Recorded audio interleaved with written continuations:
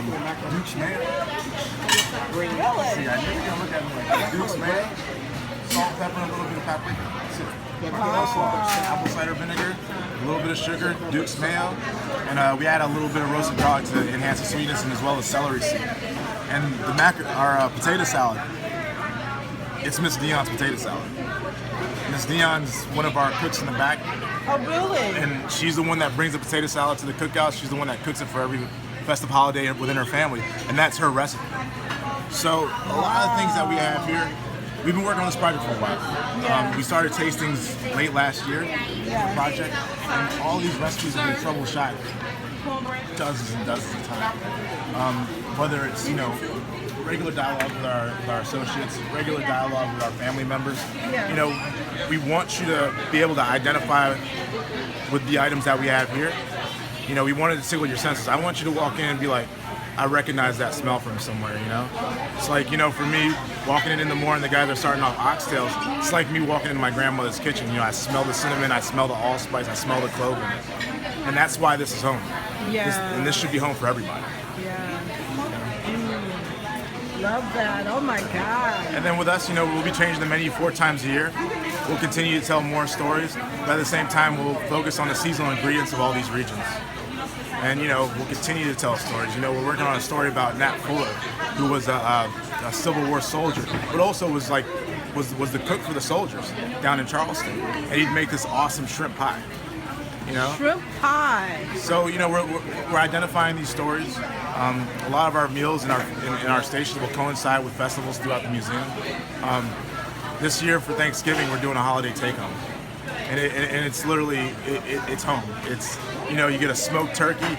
You're able to get our mac and cheese, our collard greens, country-style green beans. You're getting potato salad.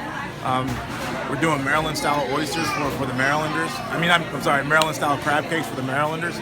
Smothered turkey wings. It's home. And when does the Thanksgiving? So Thanksgiving rollout, you'll be able to start ordering in about a week. You'll have the opportunity of picking up your Thanksgiving meal the day before Thanksgiving. And you can buy them either by the piece, as far as if you wanted to buy sides, or if you wanted to buy a turkey, but you can buy a whole complete meal also. So So literally, you take it home, you reheat. The only thing that'll come raw is your turkey. The great thing about your turkey is we set it up for you. We'll brine it for a day, we'll rub it down with sage butter, and then we'll even give you a herb mop to baste it as you're cooking. And it'll have all the instructions. We'll include a thermometer in there for you. So literally everything's done for you. And at the same time, we don't mind if you tell everybody you made it. I'm not going to hold you accountable for it, but I'm going to make sure it's good. Yes. And that's what we do here. We've had great success down the road at Miss Tam Cafe, where I came from. I've been the chef there for 4 years prior to coming here. And we've really shattered the mold of what restaurant cafes are across the world. Miss Tam's regarded as one of the top 10 museum dining concepts around the world. And that's up there with like the Guggenheim, the Met Museum, all the cultural museums. And what we have here will blow it away. Wow. We're striving for greatness. We have a lot of positive feedback, and at the same time we get a little negative feedback. But we encourage the negative feedback so we could, make these changes, and we could troubleshoot these ideas and really make it something that really promotes our culture ahead of time, or promotes our culture forward. For me, African American food is American food. Simple as that. At times we cook for families that were very wealthy. We were more, slavery time, and then after slavery we were indentured servants. And we were the ones preparing these meals. Even like in the White House and the Senate, some of your biggest galas in the world, congressional galas, they were all done by African Americans in the kitchen. And we've always been in the kitchen. So to me, that goes to show you that American food is African American food. We take precedence into it. We're a part of it. We've helped mold that. We've helped mold dining forever. And we really want this to continue to grow. We want to push it forward. We want people to understand our story. We want people to constantly talk about what we do here. For us, this is not just a restaurant and a museum. This is an exhibit. We're here to represent our culture through food, through community, and we want people to feel very receptive to what we do. Okay, that's awesome. So what's the recipe again now for this? So over here we do pickle cheese. because we pickle our own okra, green beans, and everything like that. We still use pickle juice. Pickled okra. You don't let stuff go to waste. Trust me. Okay. So it's a little pickle juice, a little bit of sugar, Duke's mayo, paprika, and that's it. And salt. Okay. But we add in there, we change it up a little bit. We have like roasted peppers in there.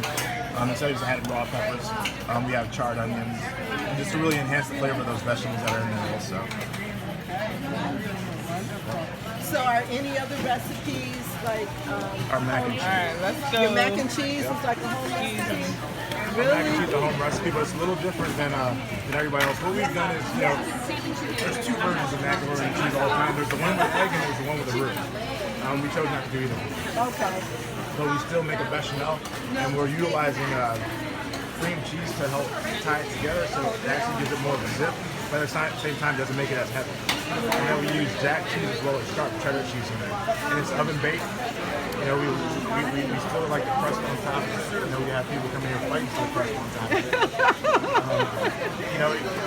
And that goes to show you how much it reminds you of home. Oh my God. There was nothing better than being able to get that corner slab of macaroni and cheese. I know, right? Cornbread's made in house. Biscuits we're making every 15 minutes. Oh, I gotta have biscuits today. I was And as you dreaming look about at them, biscuits. they're rustically done. It's not perfect cookie cutters. It's like when your grandma was making biscuits for you. They taste great. They look cool. And then that's what we do. We slather them with a little bit of honey butter at the end of it. It's beautiful. Cornbread pop. Oh, yes. Yeah. It also shows the essential vitamins within it, that from cooking the greens and we're breaking down. The crazy thing is our greens are vegan. Are they? Trust me, I've had women tear me up and down about it. How can you cook greens on no fat back there? You ain't got no smoke Oh, I turkey love in there. mine vegan. But at the same time, we want to make sure that we have something to our food. Even, right now in our culture, we have a lot of vegetarians. We do. And whether it's just a lifestyle or healthy living, we still want to embrace everybody. And still be able to give them, that sense of home. Our Creole Coast over there, we do a crawfish, duck and green sauce with gumbo. And that really just showcases, the Creole Coast. Prior to those days, a lot of people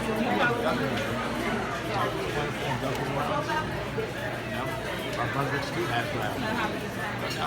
Down south, the Carolina and stuff like that, they have it. We ate it. So, we're bringing these flavors back out. Our trout over here. Oh, yeah. Trout's one of the most bountiful fish throughout the Midwest.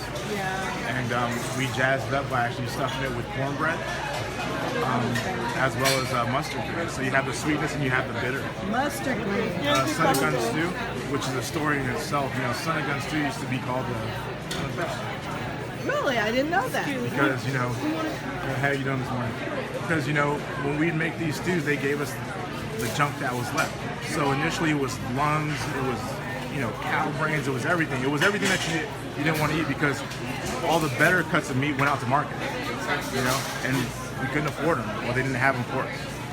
But we jazz it up here where we do it with short ribs.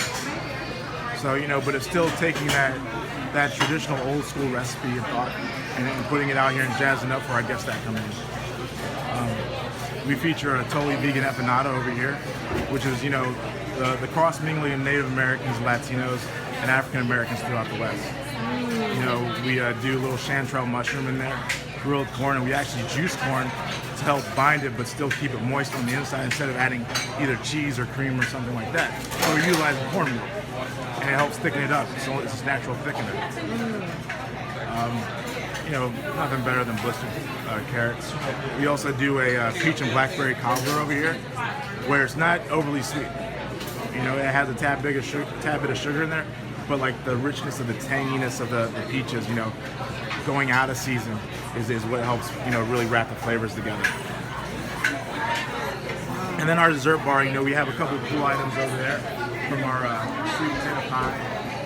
We're doing, literally grandma banana pudding in there, nothing crazy, great sweet banana pudding. The only jazziness it gets is a little bit of fresh vanilla. But it's still done with vanilla wafers. It's still done with 3-day-old bananas. Right when they're brown and nice and sweet. So we're utilizing those things. For us, this is home. We want you to feel at home when you come in. Yes, absolutely. I think everybody agrees by the lines. And it'll only get better. Yeah. Oh my God.